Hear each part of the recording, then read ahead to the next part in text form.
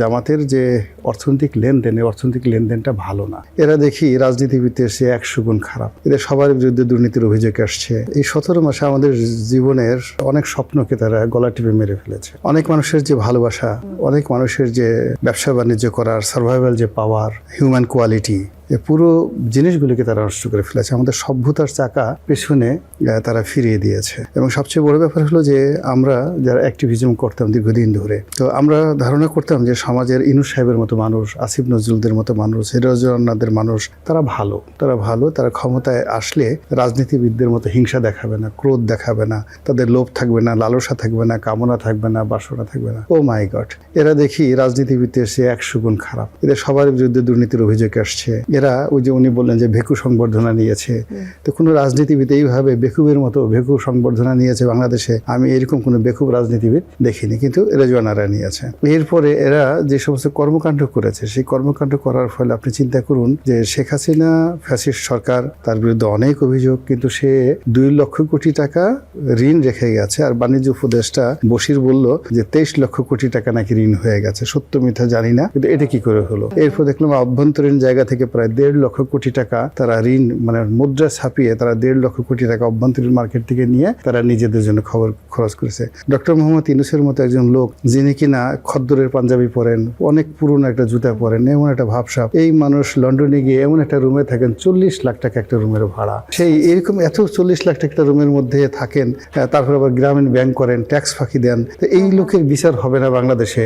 আমি আসলে তুষার ভাই ভদ্রলোক মানুষ, সে নম্বর 5 কম দিছে, আমি ওখানে কত দেবেন আপনি? মাইনাস দিয়েছে, -5 দিয়েছে। আমি চাই যে কোনো 5 না, ডাইরেক্ট বিচার। এখন ওনাকে বিচার করা হোক, উনি যে কাজকর্ম করেছে। ভালো কাজও তো করেছেন সৈয়দ রিজওয়ানা হাসান, যেমন প্লাস্টিকের বোতল সরিয়ে দিয়ে কাঁচের গ্লাস দিয়েছেন, এটা অনেক বিশাল ব্যাপার। মানে উনি প্লাস্টিকের বোতল বাদ দিয়ে যে কাঁচের গ্লাস দিয়েছেন, এটা আমার কাছে মনে হচ্ছে যে বাংলাদেশ একটা ডুপ্লিকেট আমেরিকা হয়ে গেছে।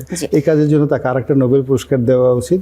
এছাড়া আমার তার কিছু করে না, কিন্তু সে অন্য যে ক্ষতিগুলো করে গেছে সেই ক্ষতিগুলোর বিচার হওয়া উচিত। সে সবচেয়ে বড় ব্যাপার হলো জামাতের মতো একটা বড় দলের মনে দুঃখ দিয়েছে। আপনার একটা ব্যক্তিগত ক্ষতির প্রসঙ্গ নেই, একটি পত্রিকা আপনার 4 বছরের মেহনতের মূল্য পরিশোধ করছে না, এমন অভিযোগ তুলে জামাতে ইসলামের আমিরের শরণাপন্ন হয়েছেন ফেসবুক পোস্ট দিয়ে। এখন এই পোস্টটি দেওয়ার পরে কোনো কি সুরাহা হয়েছে? না, কোনো সুরাহা হয়নি। তো ওদিকে যেটা হলো যে আমি 4 বছর ওদের পত্রিকায় অনেক 2010 সন থেকে আমি দেখি, আগে দিত, টাকা দিত, কিন্তু গত 4 বছর যাবত ওদের অবস্থা খারাপ হলো। আর এই ডক্টর মোহাম্মদ ইউনূসের সরকার যখন ক্ষমতায় এলো, আমি ওদের ভাবসাব দেখে মনে হলো যে জামাতি ক্ষমতায় চলে এসছে। তো তখন থেকে আমি আসলে লেখা বন্ধ করলাম। তো বন্ধ করার পর থেকে সেই গত 4 বছরের পাওনা টাকা আছে, তো চাই, কিন্তু তারা সেই টাকাটুকু দেয় না, কাউকে পাওয়াই যায় না রেসপন্সিবল কাউকে। বাধ্য হয়ে জামাতের আমিরকে দৃষ্টি আকর্ষণ করে জামাতের আমিরের দৃষ্টি আকর্ষণ করলেন কেন? সরকার তো সরকারের প্রধানমন্ত্রী তারেক রহমান, আপনার তো তারেক রহমান বা আমাদের এখনকার সরকারের দৃষ্টি আকর্ষণ না। এখন এটা হলো পাওনা হলো কি, মানে নয়াদিগন্ত মিডিয়া একটা পরিচালনা বোর্ড আছে, কিন্তু জামাত যে গুপ্ত সংগঠন হিসেবে তারা করে কি, যেমন ইসলামী ব্যাংকে তারা ওইরকম কোনো শেয়ার হোল্ডার না, কিন্তু চালায় তারা। তারপর শেষে আপনার আরো অনেক এরকম অসংখ্য সংগঠন, যে ইবনে সিনা, তারা কোনো মালিকানা নেই, কিন্তু চালায় জামাত। এরকম নয়াদিগন্ত যে পত্রিকাটা, এটাও মূলত জামাত প্রভাবাধীন। তো সেখানে জামাতের সমস্ত কিছু যিনি নিয়ন্ত্রণ করেন একক হতে, তিনি ডাক্তার শফিকুর রহমান। এই ভদ্রলোকের সঙ্গে আমার একটা ভালো সম্পর্ক, একটা সময় ছিল, পরিচয় ছিল। ওই অধিকার থেকে আমি আসলে তার দৃষ্টি আকর্ষণ করেছি। এখন অনেক হয়তো বলতে পারেন যে এটা আপনি তো প্রাইভেটলি তাকে একটা মেসেজ দিতে পারতেন, আপনি কেন এটা পাবলিকলি করলেন? পাবলিকলি করছি এই কারণে যে আমি চাই যে উনি ভবিষ্যতে আমিরুল মুমিনিন হোক, উনি চাই যে দেশের প্রধানমন্ত্রী হোক। তো সেক্ষেত্রে তারই একটা অর্গানাইজেশন একজন লেখকের 4 বছরের বেতন বাকি রেখেছে, তো it should be settle publicly. এটা পাবলিকলি, বিকজ এরকম যদি আর যেন ভবিষ্যতে এই ধরনের অনেকের সাথে ঘটনাগুলো না ঘটে, তাহলে তো সে যদি তার নিজের এরকম একটা ছোট পত্রিকা ঠিক না রাখতে পারেন, তাহলে সে কি করে প্রধানমন্ত্রী হবেন বলেন?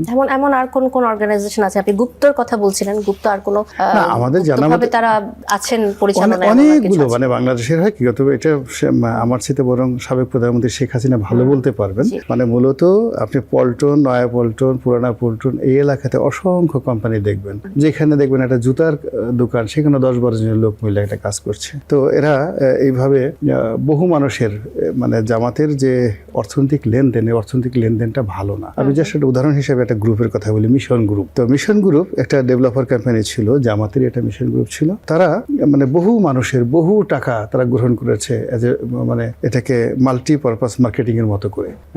অনেকটা মাল্টিপারপাস মার্কেটিং, যে এটা মানে বিভিন্ন মাল্টি লেভেল মার্কেটিং এর মতো সেক্টরে কাজ করার জন্য এরকম কিছু, নাকি মার্কেটিং এর মানে মানে বলতে পারবেন আপনি? মিশন গ্রুপ খুব বিখ্যাত। জি, তারা আচ্ছা, বহু মানুষের কাছ থেকে বহু টাকা পয়সা নিয়েছে এবং বহু মানুষ তাদের কাছে পাওনা এখনো কত হাজার কোটি টাকা বা কত শত কোটি টাকা তার কোনো হিসাব নাই। এরকম তাদের অনেকগুলো মানে জামাতের যে নামটি, মানে জামাতের যারা লোকজন তারা আবেগপ্রবণ হয়, কিন্তু তাদের যদি ফাইন্যান্সিয়াল ট্রানজাকশনটা, এই ট্রানজাকশনটা এখনো তারা ভালো করতে পারেনি।